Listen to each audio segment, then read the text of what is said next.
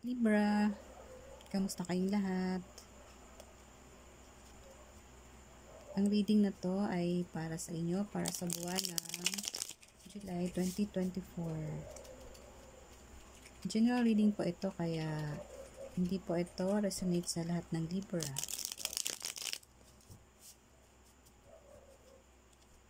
Huwag nyo na lamang pong pakinggan yung reading na medyo hindi na konektado sa inyong sitwasyon. Gamitin na lamang po yung intuition, depende po sa inyong sitwasyon. Bago po ako magsimula, gusto ko pong magpasalamat sa mga taong nag-subscribe na sa aking channel at thank you in advance rin po sa mga magsasubscribe pa lang. Thank you. Libra, ang reading na to ay para sa inyo.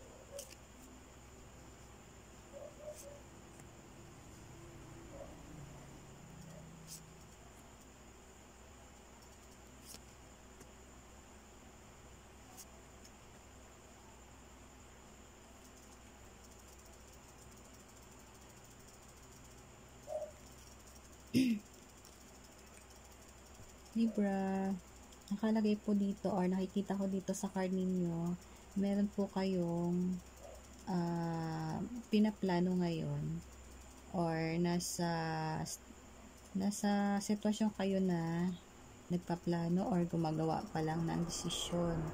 O pwedeng yung iba po sa inyo nakapag-desisyon na or nakapagplano na. Yan. Sa mga gumagawa pa lang po ng plano, ay oras na para kayo ay gumawa ng action. Kung ano man yung gusto ninyo, pwedeng sa career ninyo, ito sa trabaho ninyo, ay oras na po para kayo ay gumawa ng action. Siguro ay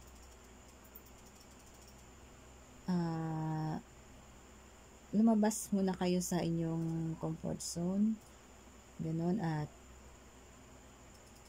gawin nyo na po in action kung ano yung inyong gusto na marating, kung ano yung inyong pinaplano na gusto nyong gawin sa inyong buhay. Positive lang po kayo dahil kung ano man yung plano niyo na yan ay magkakaroon po ng magandang resulta. Magiging successful po kayo. Kung gusto niyo pong mag-apply ng trabaho siguro, pwedeng ganun. Magiging successful po kayo. Basta mag-action na po kayo. Oras na po para kayo ay umaksyon. Ayan. At kapag syempre pinaghirapan nyo po, pinagsikapan nyo na maghanap ng trabaho or magtatatag kayo ng isang business, kapag ginawa nyo na po yung action, sinimulan nyo na po, excuse me, ang inyong hard work po ay magkakaroon po ng magandang resulta na i-enjoy nyo rin pagdating ng araw po.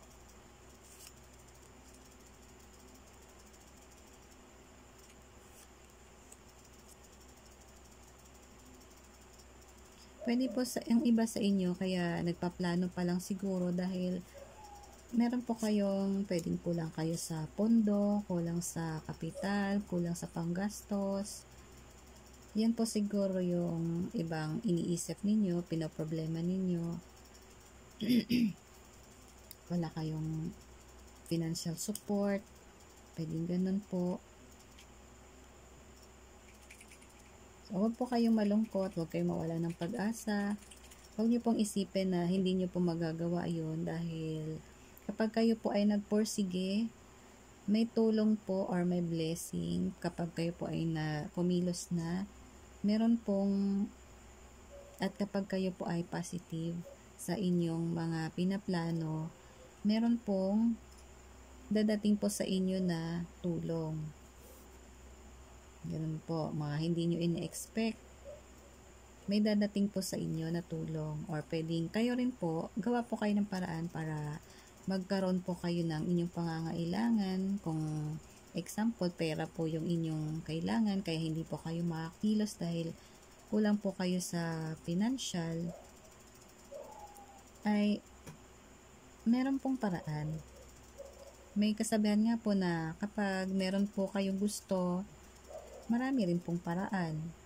Ganon, gagawa niyo po ng paraan. At makakikita po kayo ng solusyon dun sa inyong problema. Kung problema niyo po yung pera, para kayo ay makapagsimula na, meron po. Kaso, baka nakapokus lang po kayo dito sa inyong problema. Hindi nyo po tinitingnan yung inyong mga gilid-gilid na meron po pala dyan na makakatulong sa inyo. Tingnan nyo po yung left and right ninyo. Baka masyado lang po kayo nakapokus dito sa negative na mga iniisip ninyo. Iniisip niyo wala kayo. Ganun po, walang-wala. So, nandyan lang din pala sa left and right ninyo, yung magbibigay po sa inyo ng tulong.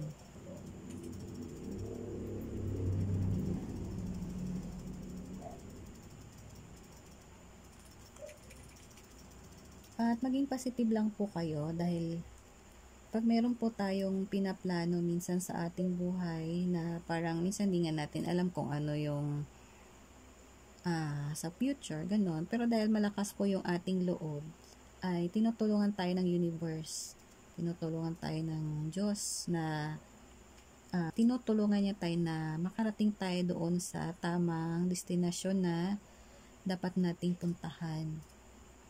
Yun po ay nakalagay dito sa card.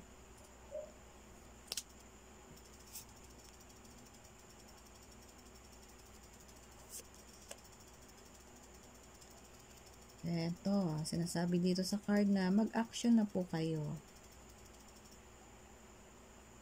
Kung ano man yung mga iniisip niyo na yan, yung mga idea na nasa inyo na iniisip nyo ay makakabuti para sa inyo, gawa po kayo ng paraan kung meron pong problema para kayo ay makapagsimula na. Ayun po.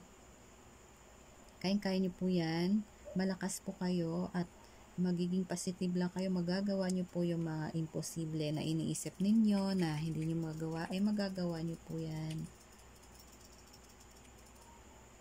Kailangan lang po ng lakas na loob, tapang at determinasyon para sa pag-abot ng inyong mga pangarap sa buhay. Kung ito ay tungkol po sa pwedeng sa trabaho ninyo ito, pwedeng sa career, ganun po. Or pwedeng sa mga ano rin po ito. Kunwari ikaw po ay estudyante. Meron kang pangarap. Hindi mo magawa. Nalulungkot ka dahil wala kang financial support. Walang nagsusuporta sa'yo. So, huwag po kayong mag-focus lang dun sa mga negative ninyong mga iniisip. Maging positive lang po kayo at basta huwag po kayo mag-focus dito sa mga negative. At nandyan lang po yung tulong na hindi nyo napapansin. Nandyan lang po sa gilid-gilid ninyo. Pag naging positive po kayo, mapapansin nyo po yan na nandyan lang pala yung mga blessing or tao na pwedeng tumulong sa inyo para sa pag-abot po ninyo ng inyong pangarap sa buhay. Kunwari, or example, gusto niyo makapagtapos ng pag-aaral, gusto niyo makapag-college, ayun po, dito sa card nakikita po yun. Gumawa po kayo ng action. Meron pong tutulong sa inyo, hindi nyo lang po napapansin dahil nakapokus po kayo sa inyong negative na iniisip.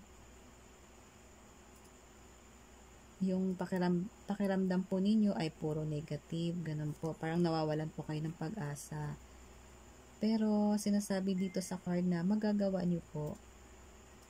Kapag naging positive lang kayo, malakas yung loob ninyo, gumawa po kayo ng action, hanap po kayo ng paraan, magagawa nyo po. Meron pong magandang resulta ang inyong mga gagawin. Kapag nagawa nyo po yun na ma-overcome ninyo yung mga pagsubok na yan, ay nandito po yung magandang resulta. Magkakaroon ng magandang resulta. Magkakaroon ng magandang bunga na aanihin nyo rin pagdating ng tamang panahon. Ganon. Kapag gumawa po kayo ng paraan na makapag-aral kayo, makapagtapos kayo ng college, ganon, or paano man dyan na level ng inyong pag-aaral, ay magagawa nyo po yun.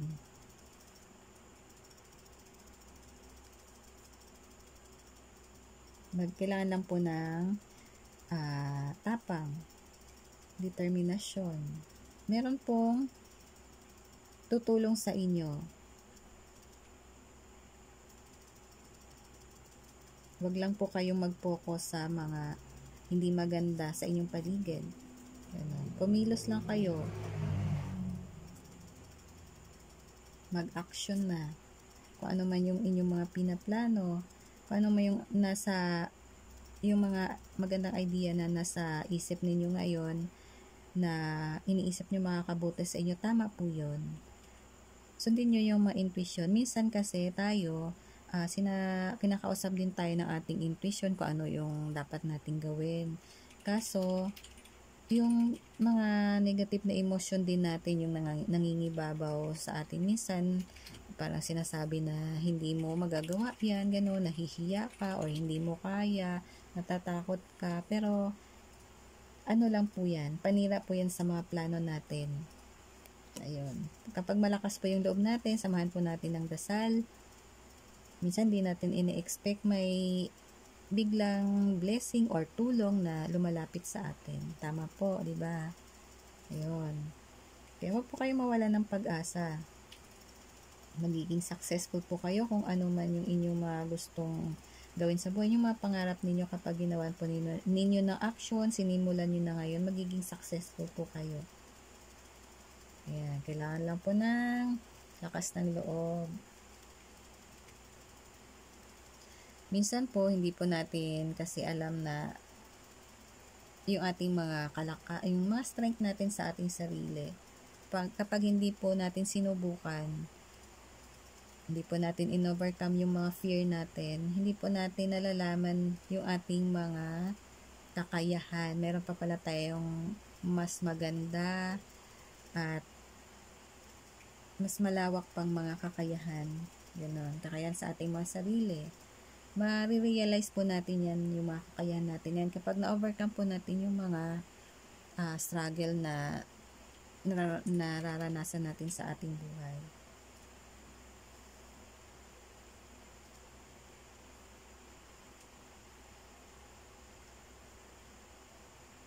Ayan. Sundin nyo na lamang po yung inyong intuition. At magagawa nyo po yan kapag inyong sinubukan. Kaya action na. Libra, action na po kayo. Magagawa nyo po yan. Magiging successful kayo. Maabot nyo po, mararating nyo po, matutupad po yung inyong mga pangarap sa buhay. Okay, Libra. Thank you. Sana nagustuhan nyo po ang aking reading ngayon. Please like, share, and subscribe. God bless.